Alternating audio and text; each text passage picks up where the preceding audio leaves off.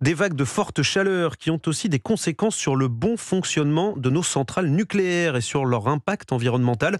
Bonsoir Margot Faudéré. Bonsoir Wilfried, bonsoir à tous. En prévision de la canicule, EDF pourrait réduire la production des centrales du Bugey et du Tricastin.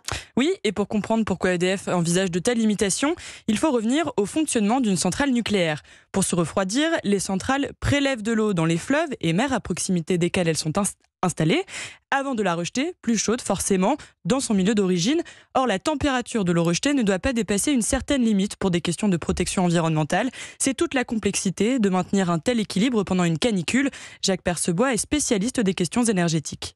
On sait que ce week-end en particulier, il va y avoir un phénomène de canicule. Comme la canicule semble assez localisée sur la vallée du Rhône, ce sont les centrales de la vallée du Rhône, Tricastin et Bugey qui sont concernées.